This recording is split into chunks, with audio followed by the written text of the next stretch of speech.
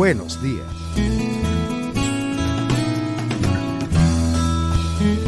Estamos en el despacho del señor director del Ministerio de Ecosocialismo, aquí en el Estado de Mérida, de Toro Belisario. Nos ha recibido y hemos querido conversar con él un tema que es un tema importante y a su vez puede ser un tema preocupante para un estado como el Estado de Mérida, un estado de una geografía de 11.300 kilómetros cuadrados de territorio, un estado de 23 municipios, pero un estado donde existe una importante cantidad de parques nacionales, fuentes hidrográficas, hidrológicas, de afluentes, un estado donde existen pues rellenos sanitarios, un estado donde existen una serie de variables que intervienen en su diario ejecutar. Y por esa razón, cada año el Ministerio de Ecosocialismo desarrolla un plan de ecosocialismo, un plan estratégico de ecosocialismo, en este caso para el Estado de Mérida, que forma parte del plan de ecosocialismo del Ministerio a nivel nacional y que sigue obviamente las políticas del Plan de la Patria, como debe ser. De todas maneras, hay una línea completa de planificación y de organización.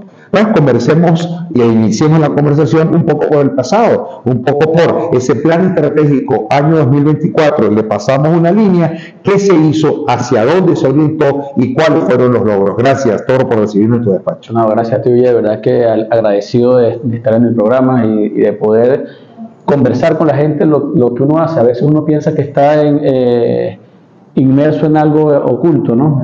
Mucho trabajo, muchísimas acciones que no se ven, que no están. Lo conversamos en estos días con el compañero gobernador, que estábamos haciendo una obra de mantenimiento hidráulico de la protección de la tubería del acueducto La Fría, que da agua al Chama y Ejido. Y bueno, nadie sabe que estamos allí, pues, hasta que hubo por allí un toquecito de redes sociales. Pero son obras importantísimas y así pasa con la acción del ecosocialismo, con la acción ambiental en el Estado. Por eso, bueno, revisar qué se hizo en 2024, hacer una evaluación de ese trabajo. Que ustedes ya lo hicieron. Claro, que se hizo a principios de año, en enero se hizo una evaluación para hacernos el checklist de las cosas que logramos concretar, revisar dónde llegamos a mitad y otras que, bueno, no logramos avanzar, y que lo decimos con toda sinceridad y responsabilidad. Hay cosas en las que uno, bueno, va frenando, va ajustando, y que este 2025 esperamos tenga muchísima fuerza.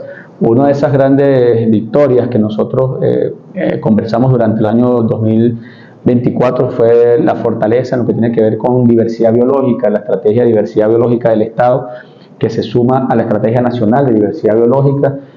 Tiene un avance importante y que se concatena con otro gran objetivo que tiene este plan, la estrategia de ecosocialismo del Estado, que era posicionar a Mérida dentro de la vanguardia en el país y en la región en la discusión sobre cambio climático, sobre diversidad biológica. Y entonces nosotros logramos acá en el Estado avanzar con un planteamiento que es de las Naciones Unidas, que cada país debe tener su línea de acción en protección de diversidad biológica. Mérida fue vanguardia, tuvimos grandes discusiones, tuvimos personalidades importantes en la materia y logramos, bueno, avanzar en la estrategia, que ahora es la estrategia nacional. Logramos avanzar a la estrategia nacional y que se presentó en la COP de diversidad biológica en Colombia. Y eso, bueno, para nosotros es una bonita noticia, porque entonces logramos con los programas que hemos conversado contigo muchas veces, el programa de protección del oso frontino, el programa de reproducción del cóndor y de aves rapaces, que se está en este instante. El venado de cola blanca. Y el venado de cola blanca, pero sobre todo el oso y el cóndor, que son como unos emblemas del sentimiento nacional, del sentimiento merideño. Bueno, logramos buenos esfuerzos y buenos avances, incluso obtención de recursos para este tipo de programas. Pero a veces son imperceptibles esos logros, o son perceptibles. Son perceptibles en el ámbito científico muchas veces, ¿no? En la comunidad, lo que te decía al principio, en la comunidad difícilmente la gente... No permea la información. No permea, pero más allá de eso, el contacto con estos logros es difícil, porque cuando nosotros decimos que tenemos avances en materia de oso frontino, son avances en censo poblacional, son avances en formación de gente que está haciendo monitoreo a nivel del Estado, son avances en lograr hacer todos unos recorridos y todo un monitoreo de dónde está la presencia del oso. Y bueno, eso para nosotros, mientras menos gente llegue a ese lugar, mucho mejor, porque tiene al oso intacto en su espacio. lo que nos pasa ahora, que es un objetivo 2025, es que nosotros debemos tener mayor difusión de todas estas acciones para que la gente sepa que estamos protegiendo al oso, aun cuando no puede ir a tocarlo y a verlo, ¿no? Aprendimos de la gestión china con el tema del panda. Vi en estos días algo sobre eso que me llamó muchísimo la atención. Los trabajos que se han efectuado en una ciudad muy específica. Chengdu, la ciudad de Chengdu. Que es una de las ciudades más hermosas del mundo. Maravillosa, ecológicamente espectacular. Bueno, para que veas cómo viene esta planificación que se viene dando del ministerio. Yo tuve la oportunidad de ir a China a ver la experiencia, que nos mandaron justamente a estudiar un poco cómo era el tema panda para nosotros reproducir eso acá en Mérida, la modalidad venezolana, por supuesto, con características muy venezolanas. Y eso hemos venido implementando durante 4 años. El año pasado tuvimos una fortaleza muy grande en esa materia, y que nos permite a nosotros, bueno, reconocer cosas como, que es otro de los grandes objetivos que el año pasado se cumplió, que era el fortalecimiento en materia legislativa en el Estado para la protección no solo de la fauna, sino de la flora, de acciones concretas en materia ambiental. Estamos avanzando en 2025 en la declaratoria del oso como el emblema del Estado Mérida.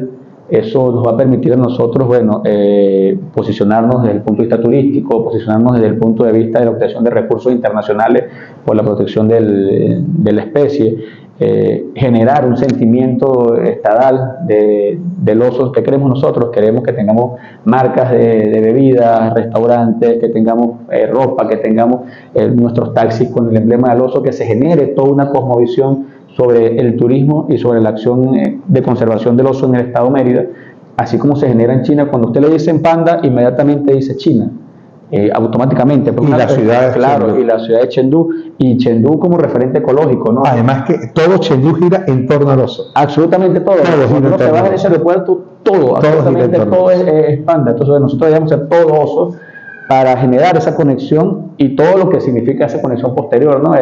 Los programas de conservación, los programas de científicos, los programas educativos, el turismo. Eso es más o menos parte de la estrategia, que fue un gran logro 2024 y que fortalecemos en 2025. Otra gran acción que tuvimos en 2024 tiene que ver con los procesos de formación en el Estado. Logramos concatenar un colectivo intersectorial, le llamamos a eso, de educación ambiental, donde no descubrimos, pero nos reconocimos todas las instituciones que hacemos educación ambiental. El ministerio está claro, pues, que no tenemos la exclusividad en la formación. Generamos políticas, pero no somos los únicos que hacemos formación. Aquí las escuelas hacen formación, la universidad hace formación, el ICLAN hace formación, el Fundesiste, los bomberos. Hay organizaciones sociales de personalidades, de personas individuales que hacen formación ambiental. Reconocer que existe todo este grupo de personas y juntarnos es un gran logro para el Estado, porque entonces nosotros pasamos de tener 300, 400 charlas al año de materia formativa a identificar que en el Estado Mérida se hacen más de 2.000 charlas al año en materia formativa. Eso para nosotros es un gran logro, y que transformado a la realidad del objetivo 2025, entonces es que nosotros agarremos ese colectivo y los generemos una gran red. Es decir, ya arrancamos en este 2025 a planificar en conjunto, a no solaparnos en las tareas. Cuando vamos al páramo, por ejemplo, nos conseguimos a Eligia Parra dando sus charlas, haciendo su encuentro con el agua, haciendo toda su formación que tiene que ver con una cosmovisión páramo-agua. No ir nosotros a imponernos como Estado, como Ministerio, sobre lo que esté haciendo Eligia, sino más bien fortalecer su trabajo. De igual manera con los compañeros de UPTM, que tienen una fundación para la ecología, no pasar por encima de ellos, sino que necesita, cómo nos apoyamos. Donde hay gente trabajando, bueno, dejar que trabajen, fortalecerlos, y nosotros abrir camino donde no está. Eso es el gran objetivo 2025, generar esta red, invitar a la gente a que se sume. Si usted está siendo parte, como los scouts, por ejemplo, que también dan parte, bueno, júntese, revisamos la planificación, acompañamos su planificación, y si quiere sumarse, en el territorio donde usted esté, con toda la seguridad del mundo, hay gente haciendo formación ambiental. ¿Cómo concatenarlo? Con la acción 2025 nosotros en la búsqueda de esta nueva forma de hacer gobierno que nos plantea el presidente Nicolás Maduro, de gobierno comunal. Entonces, ¿cómo vincular a esa organización con lo comunitario? Muchas veces nos pasa a nosotros como ministerio, pero les pasa también, eso es una de las cosas que hemos ido descubriendo en este accionar. Por ejemplo, las organizaciones sociales que hacen vida ambiental, que no hacen vida ambiental en su comunidad, sino que tenemos organizaciones que están centradas en la ciudad de Mérida, pero se van al páramo a hacer vida ambiental, o están en Tovar y terminan en Guaraque. Entonces, ¿por qué pasa esto? Es una de las cosas, una de las preguntas que nos estamos haciendo, y no hacerlo en situ. Entonces, una de las cosas que queremos hacer con este 2025 es reconocernos dónde estamos en el espacio y atender directamente la problemática ambiental, que donde usted se pare en Mérida, donde usted se pare en el planeta Tierra, va a tener una problemática ambiental. ¿Se desarrollaron obras en el año 2024 desde el Ministerio de Ecosocialismo? Sí, cómo no. El año 2024 fue un año de obras como el inicio del Centro de Reproducción y de Manejo de Aves Rapaces que está en el Pedregal de Tabay, una obra de suma importancia. Esa obra trae consigo otra acción que pareciera menor, pero fue de una gran envergadura. En Venezuela quedan solo 10 cóndores en cautiverio, no existen más cóndores en el país, y no tenemos avistamientos de cóndor en vida natural desde hace más de 20 años. Por tanto, tener de esos 10, 8 en la ciudad de Mérida, en el estado de Mérida, es un reto para nosotros. ¿La reproducción es lenta? La reproducción es lenta, cada 2 años ponen un huevo. También en este programa de formación que hemos tenido, mandamos un grupo de muchachos a Francia y a Suiza a hacer estudios de reproducción de aves rapaces, lo que nos permite tener gente especializada para poder nosotros, a partir de este 2025, empezar a generar todo ese mecanismo de juntar estas parejas de cóndor que nos trajimos a reconocerse, y que nosotros en 2026 podamos tener un éxito, tener por lo menos un huevo ya para pasarlo a las incubadoras. Se adquirieron incubadoras, se adquirió todo un proceso bien importante, que es a lo que me refiero, que muchas veces lo tenemos allí y la gente no lo conoce. ¿Otra obra importante? Otra obra importante que tenemos en materia del Estado, son más bien como pequeñas acciones, pero que tienen mucha importancia, que son canalización de ríos en nuestra ciudad. No, yo creo que eso es trascendentalmente importante, porque el efecto de la lluvia se aminoró en los últimos 3 años, producto de una acción preventiva. Mira, nosotros teníamos, yo creo que el Estado venezolano, sin atender esa acción, aproximadamente 8 o 10 años, producto de muchas cosas, producto de la guerra económica, de los equipos que se fueron dañando, no había repuesto para las máquinas. Muchas de estas máquinas terminaron siendo chatarras botadas en fincas de gente en Panamericana o en otros espacios. Llegamos a contabilizar hace poco, el ministerio contó con 114 máquinas en toda la región, desde Táchira hasta Trujillo, que terminaron siendo desincorporadas por producto de muchísimas cosas.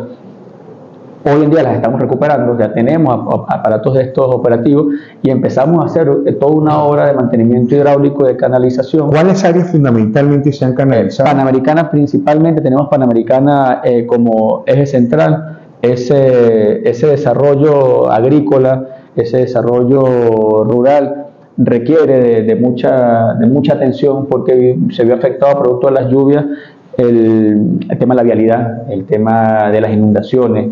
Entonces, empezamos desde Caño Bubuqui en el Vigía, en Alberto Adriani. Pero el Caño Bubuqui presentaba problemas serios en su infraestructura, en su canalización. Tiene grandes problemas, incluso embaulamiento. Tiene solicitudes de la comunidad a través de los sistemas de consulta pública para seguir trabajando. Nosotros hemos hecho obras, como te digo, son pequeñas obras, pero cuando la pegas es una gran obra.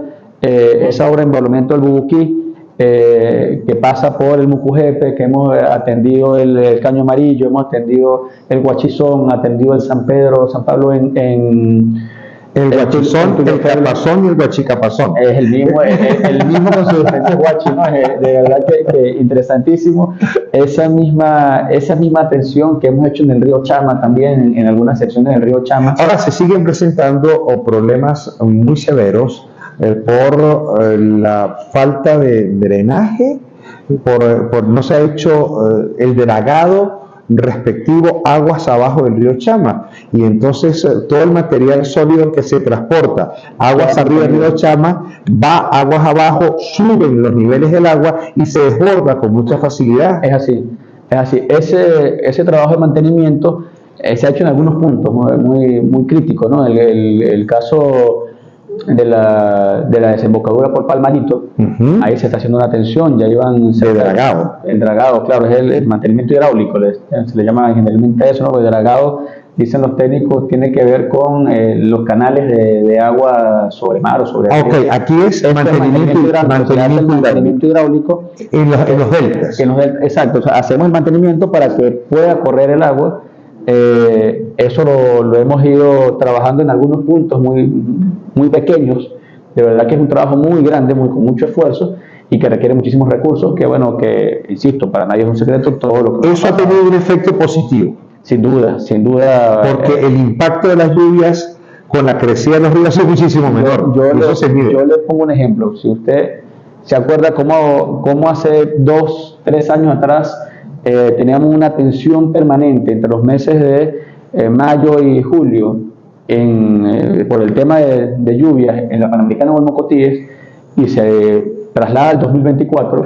En el 2024 fue mínimo, en verdad, fue una cosa muy pequeña, producto de las atenciones puntuales con una ingeniería de acupuntura. Pero además mejoró el ingreso de agua a plantas como Mucujepe, mejoró el ingreso de agua a plantas como la misma de la Zulita, plantas de Santa Elena de Arenales, planta de potabilización del Tucaní, y se ha mejorado mucho el río Torondoy, que surte al Triestadal, que es tan importante para ese eje. Es así. Y para el agua del Estado, ¿no? La Triestadal tiene una proyección a 50 años, cuando nuestros otros puntos de captación queden colapsados por el crecimiento demográfico. Eso es un tema que vamos a conversar y vamos a seguir hablando de las obras luego de esta pausa comercial. Vamos a los comerciales, al retorno seguimos conversando con Toro Belisario, director del Ministerio de Ecosocialismo aquí en el Estado de Mérida. Nos ha recibido gentilmente en su despacho.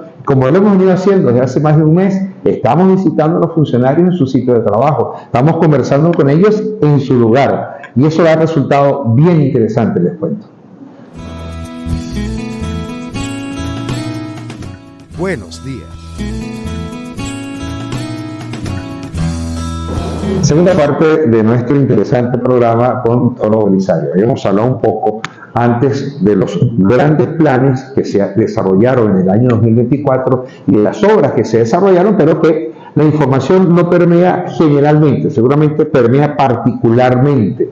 Y dentro de eso, por ejemplo, nos hacía referencia al tema de los cóndores, pero también nos hacía referencia a un tema de recuperación de maquinaria. Llegaron a existir 114 máquinas en el eje andino que quedaron prácticamente desactivadas del servicio por falta de repuesto, por cualquier razón, por falta de mantenimiento, por cualquier razón, y ahora se han comenzado a recuperar para colocarlas al servicio del mantenimiento hidráulico, de la canalización de ríos y de quebradas. Se ha hecho un trabajo bien importante en la zona panamericana, y eso se observa porque ha bajado de manera cuantitativa el efecto de la crecida de los ríos sobre las poblaciones. Eso lo hemos visto. Lo que fue el año 21 se sintió disminuido el 22, disminuido el 23 y prácticamente acaba el 24, en que las lluvias han aumentado. Yo creo que eso es muy interesante. Otras obras que se han desarrollado, Toro. Claro, grandes logros. Todo hablar de grandes logros para que pasemos también a las deudas, ¿no? Hay cosas que tenemos ahí en deuda, que nosotros llamamos a la gente a ayudarnos. Siempre bueno entender que no somos solitos en esta batalla, ¿no? Sino que hay un montón de gente. Bueno, lo dijiste, que hay un montón de gente, claro, se están haciendo los circuitos, se están haciendo las redes. A veces uno se encierra en estas oficinas, se encierra en los espacios a pensar que es el gran guía espiritual del asunto, y no es así. Entonces lo que hay que llamar a la gente, quien tenga la vocación, el ánimo, la idea de trabajar por la naturaleza. Otro gran sin duda la Universidad Popular del Ambiente para nosotros es un logro magnificado, haber logrado la apertura de la Universidad Popular del Ambiente en la sede del Ministerio de Ecosocialismo. Con actividad, con profesores, con estudiantes, con gente inscrita, con semestres andando. Ya tenemos andando legislación ambiental. el diplomado de gestión ambiental, tenemos la especialización en manejo integral del fuego para todos los que tienen que ver con el mundo de los bomberos forestales, el mundo de bomberos y de manejo de fuego. Tenemos la de ecoturismo, esa me sorprendió de verdad, porque como aquí tenemos universidad de turismo y tenemos muchísimas universidades trabajando el tema, yo pensé que la gente se iba a ir a esas universidades, pero tenemos una nómina interesante de 32 estudiantes en ecoturismo y eso nos llena de mucha alegría. La maestría en Ecología del Desarrollo Humano va avanzando también con mucha fuerza y ya tenemos los inscritos para el doctorado en Ecología del Desarrollo Humano, con una nómina de profesores hasta el momento 12 profesores, porque vamos a ir creciendo poco a poco, pero la importancia de nosotros... Va abriendo. Claro, va abriendo, vamos haciendo el llamado. Ahorita estamos llamando a las inscripciones de la ingeniería en agroecología y bueno, vamos a esperarle esta avanzada de nuevos bachilleres para incorporarlos a esta universidad que tiene una importancia vital para nosotros, porque cuando nosotros recibimos el ministerio, una de las cosas que empezamos a observar es que casi todos nuestros técnicos ya estaban en etapa de jubilación, estaban en etapa avanzada de su desarrollo profesional dentro del ministerio y el relevo no lo teníamos a la mano. Entonces, bueno, contar ahora con gente estudiando para que asuma el relevo del ministerio, para que haga sus prácticas inmediatamente acá, para que esté permanentemente estudiando, es una gran ventaja para nosotros. Por eso digo que magnificamos ese gran logro de la Universidad Popular de la Ambiente. Disposición final de residuos y desechos sólidos. Bueno, competencia, gobernación del Estado, competencia municipal, la recaudación de los residuos y desechos sólidos perecederos y no perecederos en cada municipio. ¿Cuál es la competencia del MINEC? El MINEC tiene competencias de planificación, de aprobación, de acompañamiento a las tareas municipales y estadales. Yo creo que grandes logros del año 2024 también tienen que ver con la puesta en marcha y las aprobaciones a la gobernación para el manejo del vertedero Lomas del Calvario, que luego de todos los estudios técnicos, con esos técnicos nuestros que digo que son, yo de verdad que siempre digo que son una maravilla, más los que aporta la gobernación, más la empresa privada que estuvo trabajando con nosotros de la mano, bueno, decir que tenemos ahora un espacio de disposición final para 20, 30 años es un alivio, ¿no? Ahí mismo en el mismo sitio, solo con modificaciones, con reingeniería, con apertura de un nuevo espacio dentro del mismo. ¿Y el manejo del exiliado sigue contaminando la cuenca del río Chama? Claro, hasta ahora se están haciendo los trabajos que se habían dejado de hacer durante muchísimo tiempo para hacer esa recuperación. Ya las lagunas se están activando de manera tal que eso va a disminuir y va a frenar lo que pasó durante 10 años, que era un vertedero colapsado, un espacio que era justamente no un espacio de disposición, sino un vertedero colapsado, que cada vez que llovía teníamos dos cosas: teníamos los lixiviados por un lado y teníamos un incendio permanente que duró 8 años, que bueno, eso logramos mitigar. Ese mismo trabajo se está haciendo en Onia, lo que nos permite a nosotros, bueno, tener un espacio de disposición para todo el eje del Moscotíe, parte de la Panamericana, muy importante, y el mismo trabajo se está haciendo en Maspa, que es Tucaní, de manera tal que tengamos ese otro franco del Estado atendido en materia de disposición. Y este 2025 entonces empezamos a reconocer cosas importantes, bien importantes para nosotros, como municipios que no tienen capacidad de llegar a estos 3 grandes vertederos, ¿no? Y que son de muy complejo. Eso no lo entienden muchas veces los planificadores centrales a nivel de la capital, ¿no? Que nos exigían que no podían ser más vertederos sino esos 3. Logramos demostrar técnicamente que hay lugares para Mérida como Aricagua, por ejemplo, que es imposible sacar el Canaguá, bueno, los pueblos del sur en pleno son ¿Y los espacios donde ellos colocan, echan, tiran los residuos hechos sólidos, se recuperan? No, sin duda, los espacios es muy complicado, porque cuando tú lanzas desechos sólidos, sobre todo cuando tiene que ver con plástico y con polímeros, bueno, 2000 años para poder recuperar áreas, ¿no? Entonces, justo lo que estamos haciendo, ya reconocido todo, hicimos el mapeo completo, tenemos un mapita en los puntos donde están los sitios de disposición, vamos a modificar uno, porque uno que está muy cerca de vertientes de ríos o que están afectando algunos puntos importantes de esas comunidades, los vamos a modificar para, junto con la gobernación, que es quien tiene el manejo de estos espacios, bueno, poder hacer el trabajo de dónde va cada espacio de disposición en los municipios de alta complejidad, atendiendo la realidad, por ejemplo, de Pueblo Llano y de Cardenal Quintero, que van a Barinas, el caso de Timotes que va a Trujillo, el caso de Julio César Sala que sale también a Trujillo. Bueno, ver toda esta complejidad y nosotros podemos dejar el panorama de la planificación pública en materia de disposición con buena vista 20, 30 años. Reforestación y protección de cuencas. Bueno, maravilloso, esa es la cosa que más me gusta a mí, de verdad que junto con el tema de la diversidad biológica, fue un año de grandes logros para nosotros. Logramos llegar a un objetivo central que eran 250.000 árboles plantados por el Ministerio con todos sus entes adscritos, no es solo el MINEP, sino la Misión Árbol, CONARE, INPARQUE, el ICLAM, haciendo un gran esfuerzo a nivel de todo el Estado para lograr 250.000 árboles plantados, que eso nos llena de mucha alegría. Pero cuando volvemos otra vez, insisto en esto de reconocernos como personas que hacemos bien en el mundo de la naturaleza, y encontramos empresa privada haciendo plantaciones, cuando encontramos a los cafetaleros en Mocotíes que con acompañamiento entonces empiezan a tener dentro de sus líneas de trabajo no solo plantar 4 millones de plantas de café, sino acompañadas con plantas para sombra, que eso es necesario. Reconocemos que el Estado Mérida no llegó a 250.000 como era nuestra planificación, sino que llegamos a 800.000 árboles con diferentes instituciones. Hay escuelas que tienen sus viveros y que van y plantan, y eso no se está reportando a ningún lado. Entonces nosotros lograr esa articulación nos permite posicionarnos dentro de los esquemas nacionales. ¿Por qué? Porque cuando uno pide recursos para 250.000 árboles, dice, bueno, tengo para esto, y lo planifica y lo logra.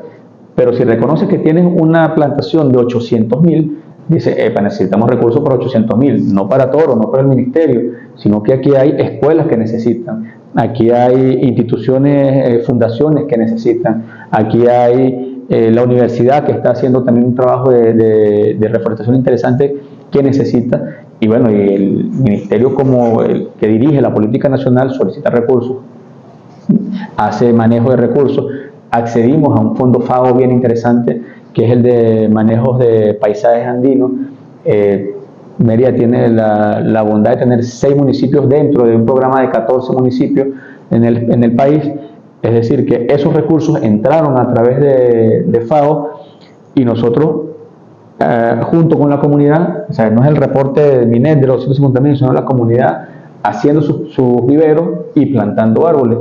Eso, insisto, para mí es una gran alegría, porque cuando uno reconoce que hay expectativas de la comunidad en recuperación de áreas, cuando hay expectativas en plantaciones, en cambiar los modelos de producción, en el caso del municipio de Andrés Bello, que hay una lucha bien interesante por recuperación de la laguna La Estrella, que es la que justamente donde nace el río Capaz, que se convierte en Capazón, y de ahí para abajo en todas sus nombres, y esa comunidad pidiendo, pues era un río navegable en algún momento. Lo fue, claro. Era un río que era impresionante cómo salía de ahí producción de yuca, producción de tubérculos, que los lanzaban hasta las orillas. Yo alguna vez navegué por ese río hasta el lago de Maracaibo. Es una selva única, con una pero fauna. Fue hace poquito, no fue yo. Con una fauna. Lo hice hace tiempo. Interesante. Con una fauna espectacular. Yo me quedé, sí lo es. Yo me quedé muy impresionado porque yo lo conocí, lo navegué en algún instante para verlo, para conocerlo. Bueno, hoy está colmatado, increíblemente colmatado. Conseguimos una de estas máquinas que te digo que estamos intentando recuperar, enterrada totalmente, se le veía solo el bracito dentro del río. Esa logramos sacarla ya. Vamos a ver hasta qué punto se puede recuperar o no. Hay otro tema sobre este tema de las cuencas, que es el tema de las fallas ecológicas en la cuenca. Por ejemplo, hay una falla que afectó mucho a Ejido, que fue la falla del río Montalbán, arriba en la Carbonera. Una falla que es una falla impredecible, que forma parte de la evolución de la naturaleza, ¿ok? Y que existe. Sin embargo, creo que un muy buen trabajo de canalización permitió controlar los efectos de esa falla, aunque transformó el paisaje que allí existía. Creo que la Portuguesa vivió algo similar, la Chorrera de las González ha vivido fallas constantes y permanentes en el valle. que han generado daños importantes, y hay una falla que nos afecta mucho, que es la falla del Escorial. Esa falla del Escorial está a 3.5 kilómetros de línea recta del dique Toma sobre el río Mucujún, y los problemas que tenemos de agua en Mérida es un problema de los altísimos niveles de turbidez que toma el río Mucujún a partir de la falla, porque hay movilización de material rocoso, material vegetal, que además aumenta los niveles de turbidez a niveles de 20.000 unidades de turbidez, 15.000 unidades de turbidez, que no pueden ser potabilizadas por la planta Dr. Enrique Burgoy, que como usted y yo sabemos, y seguramente mucha gente sabe, debería producir al menos 1.100 litros por segundo de agua, y a veces no llega a producir 200, 300 litros por segundo de agua. ¿Qué se hace? ¿Y qué hace el Ministerio de Ecosocialismo? El Ministerio de Poder Popular para la Extensión de las Aguas de Mérida, Gobernación del Estado, seguramente el municipio, seguramente la comunidad, ante esas situaciones. Bueno, sin duda, estudiar. Yo creo que una de las cosas importantes... Pero es que son una falla de 6 años. Claro, allí el proceso, lo llaman los técnicos, los científicos, modelación de territorio, ¿no? El territorio modelándose el mismo para tomar sus nuevas formas. En el caso muy puntual de estas grandes fallas que nosotros hemos venido haciendo estudios muy exhaustivos de esto, mirar qué podemos hacer desde lo técnico, científico, y las recomendaciones a las hidrológicas, ¿no? Que son las grandes afectadas, porque si no existiese ninguna actividad humana en el sitio, no hay problema. La cuestión es que en el caso del Escorial, en el caso de La Blanca, del Mucujepe, nos tienen una afectación gigantesca a los sistemas de captación de agua. Entonces, bueno, en primer lugar, reconocer que existe una modelación de territorio, una falla. Hay una modelación de territorio. Una modelación de territorio. Hay sitios donde podemos hacer trabajos de canalización y de mantenimiento, como el caso de la Carbonera y el Montalbán, donde se puede hacer este trabajo. Hay casos como el de Escorial, que está activo en este instante todavía. Es decir, que cualquier acción que nosotros tengamos allí va a ser perdido, porque se va a modificar inmediatamente. Ahí hay que esperar una estabilización del espacio, y estamos estudiando en este instante unos modelos de siembra de grama y de algunas gramíneas que son enraizantes, y que se puede hacer por desde drones para sembrarlos sobre las 3 vertientes que tiene la falla. Esa es una de las técnicas. Estamos estudiando una cosa que se llama hidrosiembra. La hidrosiembra es, imagina cuando lanzan con un lanzamortero de cemento una pared proyectada. Eso, un muro proyectado, pero un muro proyectado, y les pido a la gente que lo busque en Google, de verdad que se van a emocionar cuando vean eso.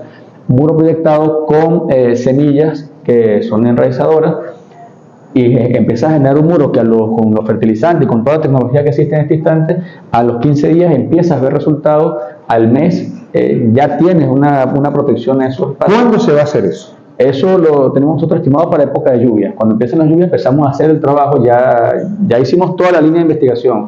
Estamos esperando lluvias, las 2 semanas previas a las lluvias, para hacer el muro proyectado, de manera que cuando lleguen lluvias empecemos nosotros a ver resultados eficientes. Eso, las pruebas pilotos, para que la gente, para que entiendan dónde estamos trabajando, pues las pruebas pilotos las vamos a hacer sobre los deslizamientos que están en la Rafael Caldera, en los túneles. Perfecto. En Garibaldi vamos a hacer unas pruebas pilotos comenzando la temporada de lluvia, si eso tiene el resultado que nosotros esperamos, porque no lo estamos inventando nosotros, son tecnologías que se están utilizando en todo el mundo.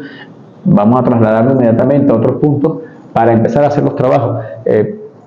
Como insisto, el caso del Escorial, que es el que más afecta a Mérida, no podemos hacer actividad en este instante, porque en este instante hay movimiento permanente. Sin embargo, con técnicas de drones, con técnicas incluso más tradicionales, más arcaicas, ¿no?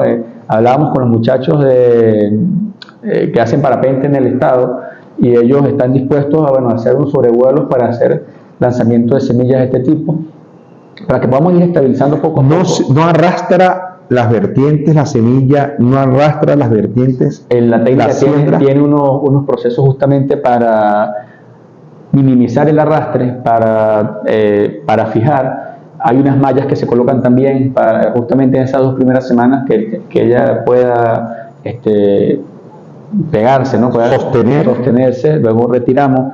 Es todo un proceso científico bien interesante que yo siempre le pido a la gente que apueste a esto, ¿no? Al tema de la ciencia. Tuvimos muchísimos detractores del tema del glaciar, por ejemplo. Ahorita tocamos el tema del glaciar, porque no sé si es deuda o es logro. Pero eso lo hablamos ahora. Depende de la posición científica siempre, ¿no? Okay, eso lo hablamos. Fíjense ustedes todo lo que se hace. Hay un tema, y quiero terminar con esta segunda parte, penúltima parte del programa, es el tema administrativo. Porque es que MINES tiene un tema administrativo que son los permisos. Entonces, permiso del ambiente, caramba, antes era como una tortura china, ¿no? Permiso del ambiente, tenemos todos los permisos, tenemos permiso de la NASA, luego falta el permiso del ambiente. ¿Qué ha pasado con esos permisos, con esa permisería que algunos llaman, con esa permisología que llaman otros? Bueno, ahí siguen existiendo porque son permisos de ley, pues nosotros no hemos modificado las leyes nacionales como para acabar con los permisos. Aparte, tiene rango constitucional los estudios de impacto ambiental. Así ¿no? es. Eso está allí establecido en la Constitución, ¿no? Nosotros no podemos modificarlo. ¿Qué sí se ha hecho? Se ha modificado la forma de hacer estos permisos, ¿no? Ahora usted desde la comunidad de su casa no tiene que venir al ministerio. Una persona que está en Canaguá se mete accediendo al internet a solicitar, a mostrar los espacios, a tomar las fotografías, a hacer las memorias descriptivas, para que nuestros técnicos previos a cualquier inspección o autorización, si es necesario, lo hacen acá y nosotros damos respuestas por estas vías. Si es necesario trasladarse al sitio, se traslada al sitio. Que hemos atendido muchísimo, por ejemplo, a través de estas vías, el tema de árboles de alto riesgo. Es una necesidad en el Estado. Tenemos muchísimos árboles de alto riesgo sobre escuelas, sobre casas, sobre cualquier espacio, edificio. Y es una fórmula bien interesante porque entonces no tienes que esperar que una persona del Huachicapazón o una persona del Páramo venga hasta Mérida para pedir un permisito para hacer una tala de árbol en un árbol que no está dentro de las poligonales urbanas para que la alcaldía te lo autorice. Entonces, eso nos ha permitido a nosotros generar una fórmula de minimizar un poco el trauma del permiso, ¿no? Era un trauma. Y lo otro es que generamos también una fórmula de atención a los permisos que requieren ciencia, ¿no? que requieren ingeniería. Es decir, ¿qué pasaba antes? Pasaba que venía un usuario, presentaba un permiso y aquí le decíamos, no, así no es, va y lo modifica. Y volvía con la modificación, no, así no es, va y lo modifica. Y podías pasar un año en ese proceso de va y lo modifica. Nosotros lo que estamos haciendo ahora es, véngase con nosotros y modifíquelo de esta forma, le prestamos el servicio al usuario para que se vaya con las respuestas concretas que generamos, un logro que tenemos, generamos la sala de acompañamiento técnico, le pusimos de circuitos comunales, pero cualquiera que tenga un proyecto se viene, y ahí tenemos 67 ingenieros que están dispuestos a atender la problemática de una persona particular, de una institución pública o privada, de una comunidad, para verlo desde el punto de vista ingenieril y para que se lleve su permiso en buena forma, sin problema, pues que no sufra el trauma que tú estás planteando de que el permiso del Ministerio de Socialismo tarda, un permiso engorroso, un permiso que nos genera muchísimas dificultades. Bueno, eso ha venido reduciéndose de manera sistemática. De hecho, el ruido sobre esos permisos se acabó. Sí, había en efecto un ruido. Y era el permiso al ambiente. Mire, ¿cuántas obras de vivienda se paralizaron en esta ciudad? Porque había que pagar, porque había una cabala, porque había un intermediario, y todo eso, por lo menos el ruido se acabó. Bueno, creo que es una de las grandes victorias, de esas que no se dicen, de esas que para nosotros nos las llevamos en el corazón y ya. Yo te agradezco por ponerlo en la mesa. Pero es una gran victoria para nosotros de atender a la gente, darle su autorización y que la gente se vaya contenta justamente sin que le estén dando con un palo por la cabeza. Toro Belisario, en esta mañana de Buenos Días, compromisos comerciales a la vuelta, parte final de nuestra conversación. Buenos días.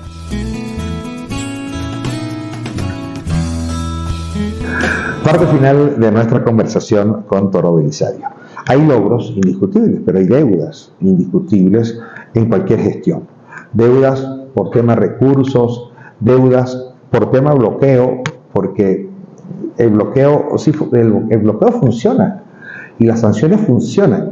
No todo es culpa del bloqueo y las sanciones, pero el bloqueo funciona y las sanciones funcionan. Eso es indiscutible. Insisto, repito, por segunda vez, no todo es culpa del bloqueo ni culpa de las sanciones, pero sí funciona.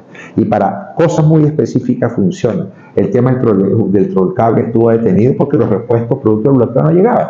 O el tema de una máquina John Deere que usted tenga, pues los repuestos no llegaron. Sí, sí. Apenas la John Deere tendrá un año llegando, pero estuvo tantos años que no llegaba porque se le impedía llegar, y ahora van a haber otra vez problemas con el tema de Chevron. Entonces, eso funciona, hace su daño. Y como yo lo decía en televisión en estos días, yo no soy de los que me uno en la lista a aplaudir las sanciones, yo soy de los que me uno en la lista a pensar que es preocupante el tema de las sanciones de bloqueo, porque nosotros, usted y yo, nos afectamos y él se afecta y todo el mundo se afecta. Entonces es un tema en ese sentido. Deudas. Claro, hay otro punto, eso, y pensaba que a veces en esto de la planificación es movible, pues no es una cosa estática, uno planifica una cosa y bueno, se hace lo menos rígida posible. Claro, tiene que ser un poco complejo. Yo de verdad que tengo que hacer un reconocimiento a un esfuerzo que se hizo el año pasado de encender el motor forestal, encender esa suena raro porque el motor forestal incendio forestal no, pero es prender un motor de trabajo económico bien importante. Echar a andar el motor forestal. Echar a andar, que no resultó. Yo creo que tiene que ver mucho con la planificación que hicimos en 2024 y entender el proceso económico. ¿Por qué es tan difícil que en Venezuela la madera sea un negocio? No es difícil, es un negocio, en verdad que es un negocio, solo que es un negocio reducido. Yo he visto países, Uruguay por ejemplo. Uruguay no es que haya la madera, pero Uruguay tiene, el país tan pequeño, pero tiene un cuarto del país sembrado. Claro, talan y siembran, talan y siembran. Yo creo que fue un proceso de entender que la madera es económicamente rentable, de planificación de la madera. No se planta madera como papa, se siembra papa, entonces no es rentable al inmediato. El caso de Mérida, muy puntual, nosotros tuvimos una avanzada en el año 2012, 2013, unas grandes plantaciones de teca y de melina en la Panamericana, y ese no entender de la idiosincrasia de nuestra gente, de que la madera necesita todo un proceso es una inversión a largo plazo. Claro, y hay un proceso de mantenimiento, de manejo, de aclareos, que no se hizo durante todos estos años, y cuando nosotros dijimos el año pasado, vamos a aprovechar esa madera, que llegamos a los sitios, entonces las plantaciones estaban desmontadas, plantaciones con árboles con bajo perímetros de circunferencia de los árboles. Eso requiere todo un acompañamiento a la persona. Resulta que a los compañeros que le dijeron vamos a plantar, no los acompañaron a esa plantación, y alguien tenía que decirle, a pesar de que tenemos una escuela forestal aquí, yo ahí hago el mea culpa con todos, ¿no? La escuela de forestal tuvo que haber acompañado a esta gente y decirle, necesitas aclarar, necesitas sacar los árboles que te están dando sombra a los otros para que crezcan. Y pasamos 8 años, 10 años, y bueno, están las plantaciones allí. 2025 va a ser un año bueno para que nosotros prendamos ese motor, para que arrancamos ya este enero a hacer lo que tiene que ver con la adecuación de las carpinterías. Por ejemplo, si tú tienes madera, ¿dónde va la madera? Mérida no tiene aserraderos, es una cosa interesante que lo miremos. Hay uno en Panamericana. Entonces, si yo saco madera, ¿a dónde la llevo para que la aserren? ¿Cómo hago la cadena de comercialización hasta el puerto en Valencia para que Valencia pueda sacarlo? Es un negocio la madera en el país. Hay gente produciendo madera, hay gente exportando madera a Turquía, exportando madera a países de Asia. Y el caso de Mérida, lo que hace falta es, bueno, acompañamiento técnico. ¿Cómo se va a activar? Haciendo acompañamiento técnico y motivando. La fórmula de eso tiene que ver, uno, con identificar dónde están las plantaciones que tienen características de aprovechamiento inmediato, para que nosotros podamos facilitar con el tema del permiso de ese complejo. Bueno, la celeridad del permiso, mucha gente hizo la plantación, pero nunca registró la plantación, nunca tuvo el permiso, hace 10 años. Entonces, hoy tiene que arrancar desde el inicio a tener su registro de plantación. Entonces, vamos a registrar la plantación a la gente para que tengas el aprovechamiento, para que con el acompañamiento te digamos, mira, puedes sacar varas, de lo que tienes puedes sacar varas y decirle a dónde puedes poner esas varas. El acompañamiento tiene que ver con que nosotros podamos en la fórmula identificar cuáles son los productos que tenemos, y esos productos, bueno, enlazarlos en la cadena con los que están exportando, de manera tal de que el que tiene una plantación de árboles aprovechables sepa qué hacer. Nos pasó el año pasado, gente que se motivó, dijo, ya llegó el momento de sacar la plantación, sacó su plantación y no tenía dónde llevarla porque no tenía ese encadenamiento. ¿Qué otra deuda deja el MINET? Bueno, nosotros, yo creo que una gran deuda tiene que ver con el sistema de fiscalización global en el Estado. Eso es un objetivo grande para este año. Nosotros estamos creando el sistema de protección de los ecosistemas del Estado de Mérida, donde reconozcamos que bien MINEP hace una fiscalización, el equipo de MINEP hace una fiscalización con sus 12 muchachos y muchachas que están allí, pero no son suficientes para los 11.000 kilómetros cuadrados del Estado. Entonces, esa red significa que nosotros podamos enlazar los circuitos comunales, que podamos enlazar a los 0800, involucrar a la policía que está en el sitio, empezar a hacer a los técnicos. Sabes que nosotros una de las cosas que nos frena muchas veces para el tema de la fiscalización es quien hace reconocimiento de un ilícito o un delito ambiental en un municipio de los pueblos del sur, porque trasladarnos desde acá hasta el sitio, cuando llegamos ya desapareció la persona o desapareció. Resulta que las alcaldías tienen técnicos. ¿Cómo nosotros darle esa competencia o darle esa posibilidad? Lo descubrimos con las fórmulas legales. Transferencia de claro, pero es que la ley de guardería ambiental del país, que es una ley de esas tantas que tenemos que están como guardaditas, la gente no las revisa, le da una competencia a los ciudadanos, le da una competencia a la alcaldía y le da competencia a los órganos de seguridad para hacer esta acción. Entonces nosotros podríamos echar mano de un técnico de una alcaldía y decirle, vaya usted, haga la paralización, revise lo que está haciendo, mientras nosotros llegamos al término de la distancia. Pues llegarle de aquí a Aricagua nos va a costar un buen trecho de camino, llegarle aquí a Canaguá, llegarle a Padre Noguera. Imagínate si fuera al Quinó, por ejemplo, pero nosotros podemos hacer esa transferencia. En esa fórmula estamos incorporando a los coordinadores territoriales de la gobernación, que eran la figura que tenían antes los prefectos. Ahora hay uno por cada parroquia. Ahora ellos pueden ayudarnos. Pero hay un tema que puede ser interesante en ese sentido y que seguramente es una deuda que están desarrollando, y hay un proceso de transformación de la Constitución de la República, y ese proceso de transformación de la República es hacer más partícipe a las comunidades que están organizadas en consejos comunales, en comunas, en circuitos comunales, que ya están desarrollando como debe ser. A mí me parece que es muy interesante la propuesta. Además ha ganado muchos adeptos, todos los días gana más adeptos, que son las grandes consultas populares, donde se eligen proyectos de alto impacto social en las comunas, donde existe un consejo comunal cuentante que coloca el proyecto en el sistema 5, el Consejo Federal de Gobierno, que bajan los recursos, que ejecuta lo que le dan y que es fiscalizado por los demás consejos comunales, por la misma comuna, por la ente. Eso también se puede adecuar para el sistema ambiental, y entonces ya el circuito está hecho, ya la organización está montada, lo que hay que darle competencia. Sí, sin duda, yo creo que eso es parte de lo que tenemos que hacer. Nosotros hablábamos en esta reforma, hemos ido trabajando, le vamos a hacer mesas de discusión, ¿no? Pero una de las deudas que tenemos es la ordenación del territorio, por ejemplo, que está plasmada, gravísima. Que está plasmada los planes estadales nacionales a nivel nacional de desarrollo es una gran deuda que está plasmada en Constitución y que no lo hemos hecho vivo.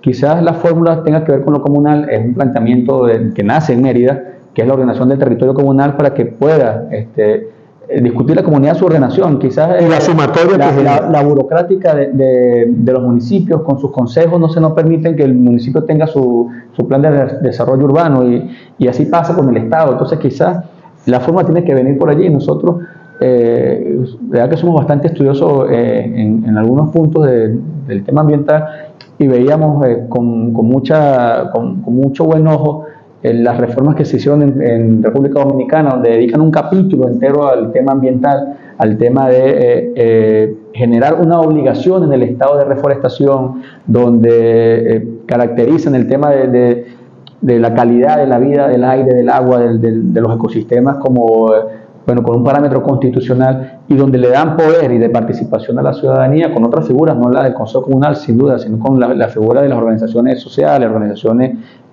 no gubernamentales, a la participación y el cogobierno en materia ambiental. Yo creo que la fórmula, nuestra nueva constitución, nuestra constitución reformada, mejor dicho, tiene que ir hacia allá, tiene que ir hacia esa nueva civilización ecológica que es la solución para prolongar la vida en el planeta.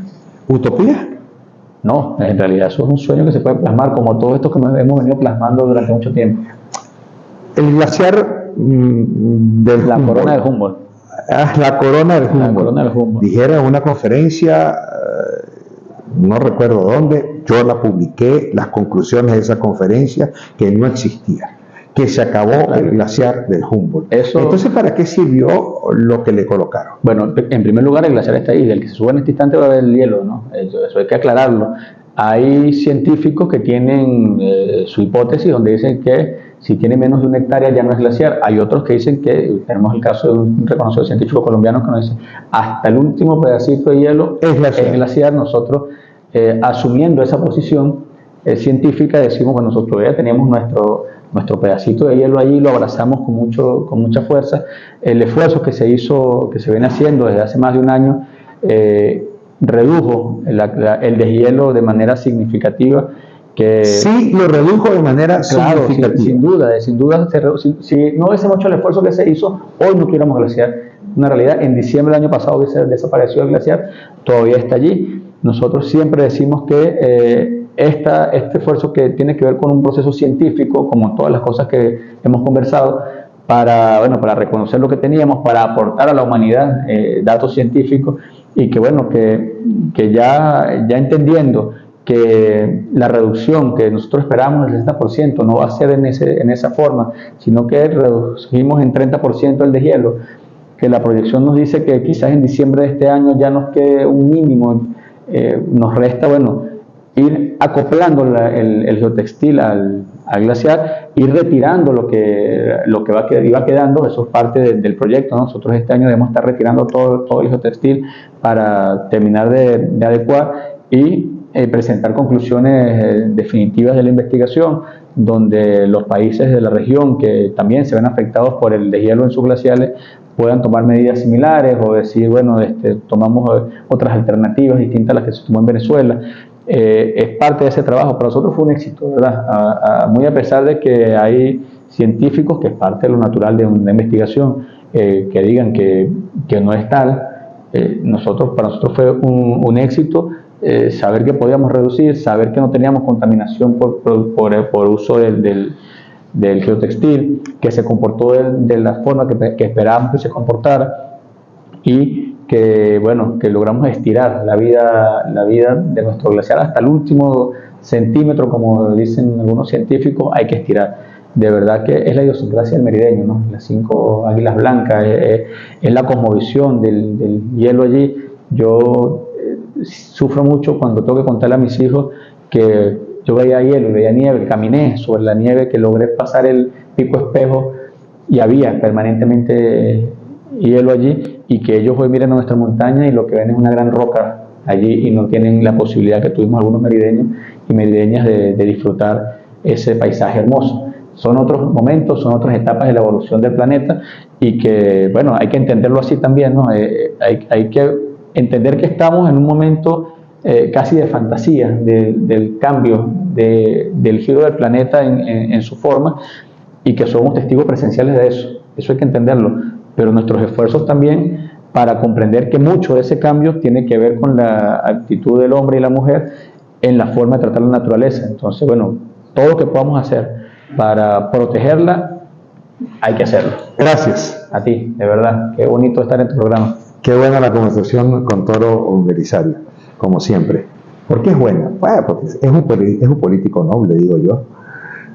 A veces uno dice, es un buen hombre, y es un hombre trabajador, y ha logrado cosas que ojalá permearan masivamente a la población. A veces las propias políticas evitan que permeen a la población. Pero este tema, por ejemplo, de los cóndor, es un tema particularmente interesante y particularmente trascendente. Comenzamos la conversación hablando de el oso panda y de toda una cosmovisión, como lo dice Toro, de una ciudad, Chengdu. Yo tuve la posibilidad de revisarla a fondo porque me impactó muchísimo. Increíble. O sea, la arquitectura, la ciudad, la ingeniería de la ciudad me impactó demasiado, pero muchísimo me impactó. No me imaginaba que había ciudades tan desarrolladas en China como Chengdu. Sí, sí. Además con la cantidad de habitantes, más de 20 millones de habitantes, una cosa ciertamente espectacular. Y entonces me detuve mucho con el tema del oso panda hace unos pocos días atrás, a pocas madrugadas atrás.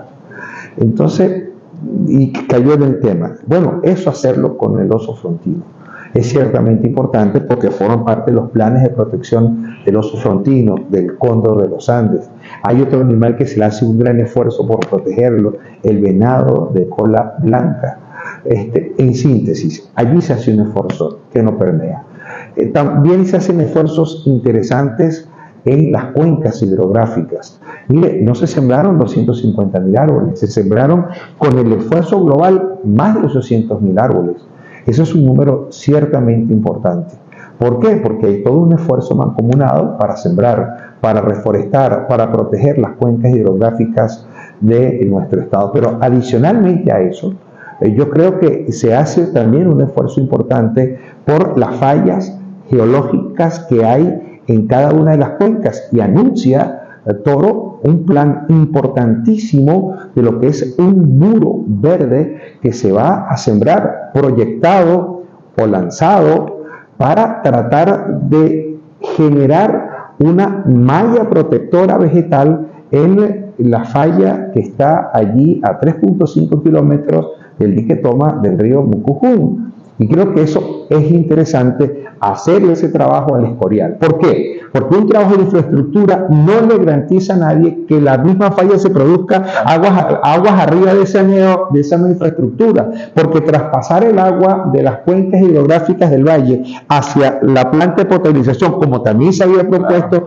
tampoco garantiza absolutamente nada. Garantiza es procurar que ese modelaje que está haciendo la naturaleza para adquirir una forma definitiva, como está pasando en Montalbano, como está pasando en la Blanca sobre el Mucujepe, pueda pasar en el Escorial sobre el Mucujún. De manera que eso es trascendental, ese anuncio. Creo que es un anuncio bien importante que lo vamos a seguir dando a conocer. De igual manera, ha señalado el trabajo importante que se hace en cada uno de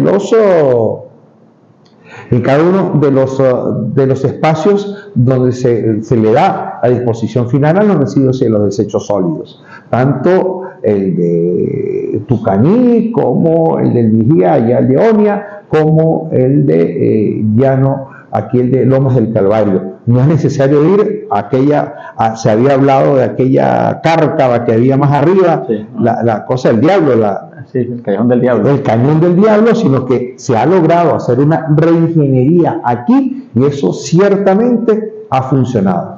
De manera que hay deudas, seguramente hay deudas. Seguramente hay deudas porque el motor forestal no se reactivó de manera completa y se debería reactivar. Y no se reactivó porque no se le dio el debido asesoramiento a quienes sembraron los árboles con fines económicos y para generar una utilidad. Y cuando fueron a cortarlos, pues no habían árboles, habían árboles mal atendidos. Hay que hacerle un acompañamiento, lo anuncia Toro Belisario. Pero también anuncia un tema que es importante, que es participar, transversalizar la Constitución de la República con el tema ambiental y poder generar la participación desde la comunidad en los planes de desarrollo urbano. El plan de desarrollo urbano comunitario, la sumatoria de ellos será el municipal y la sumatoria de ellos será el estado y la sumatoria de ellos será el regional. Resulta un tema ciertamente apasionante e interesante y además lleno de realismo, porque ¿quién mejor que el que habita en su comunidad para hacer un plan de desarrollo de su propia comunidad, que sabe qué proteger, sabe qué es lo que no se debe proteger, sabe qué es lo que se debe desarrollar, sabe qué es lo que no se debe desarrollar, porque le duele su espacio y no llega alguien de la NASA a decir cómo va a desarrollar su espacio?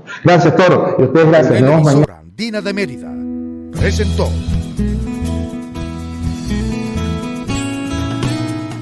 Buenos Días.